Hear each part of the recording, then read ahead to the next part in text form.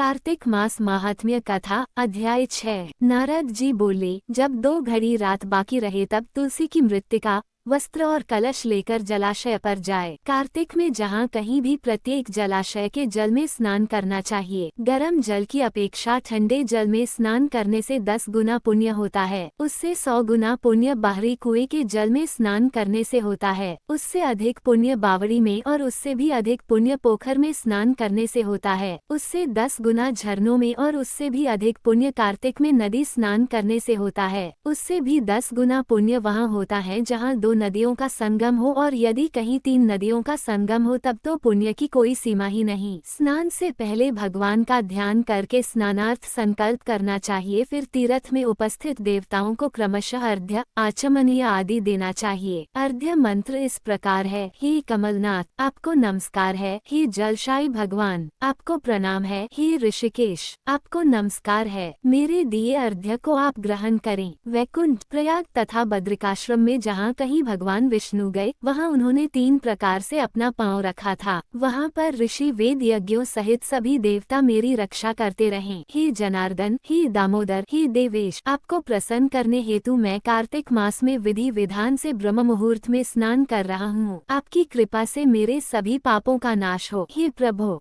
कार्तिक मास में व्रत तथा विधि पूर्वक स्नान करने वाला मैं अर्घ्य देता हूँ, आप राधिका सहित ग्रहण करें। हे कृष्ण, हे बलशाली राक्षसों का संहार करने वाले भगवान, हे पापों का नाश करने वाले, कार्तिक मास में प्रतिदिन दिए हुए मेरे इस अर्घ्य द्वारा कार्तिक स्नान का व्रत करने वाला फल मुझे प्राप्त हो। तत्पश्चात विष्णु, शिव तथा सूर्य का ध्यान करके जल में प्रवेश कर नाभि के बराबर जल में खड़े होकर विधि पूर्वक स्नान करना चाहिए। गृहस्थी को तिल और आंवले का चूर्ण लगाकर तथा विधवा स्त्री व यति को तुलसी की जड़ की मिट्टी लगाकर स्नान करना चाहिए। सप्तमी, अमावस्या, नवमी, त्रयोदशी, द्वितीया, दशमी आदि तिथियों को आंवला तथा तिल से स्नान करना वर्जित है। स्नान करते हुए निम्न शब्दों का उच्चारण करना चाहिए। जिस भक्तिभाव से भगवान ने देवताओं के कार्य के लिए 3 प्रकार का रूप धारण किया था, वही पापों का नाश करने वाले भगवान विष्णु अपनी कृपा से मुझे पवित्र बनाएं। जो मनुष्य भगवान विष्णु की आज्ञा से कार्तिक व्रत करता है,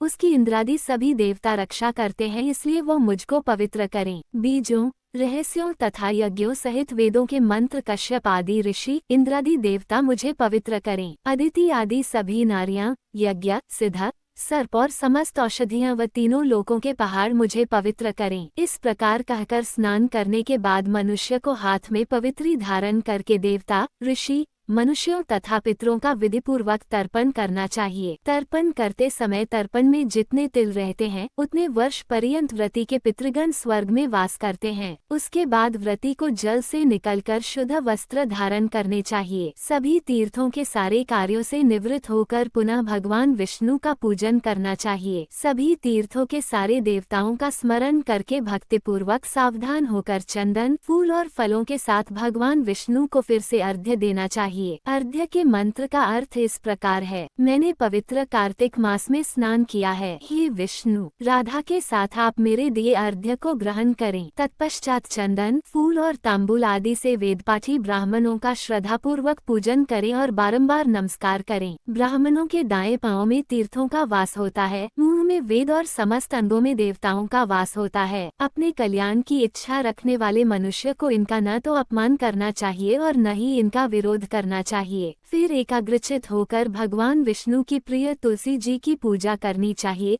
उनकी परिक्रमा करके उनको प्रणाम करना चाहिए। हे देवी, हे तुलसी, देवताओं ने ही प्राचीन काल से तुम्हारा निर्माण किया है और ऋषियों ने तुम्हारी पूजा की है। हे विष्णु प्रिया तुलसी, आपको नमस्कार है। आप मेरे समस्त पापों को नष्ट करो। इस प्रकार जो मनुष्य भक्तिपूर्वक कार्तिक व्रत का अनुष्ठान करते हैं, वे संसार के सुखों का भोग करते हुए अंत में मोक्ष को प्राप्त करते हैं।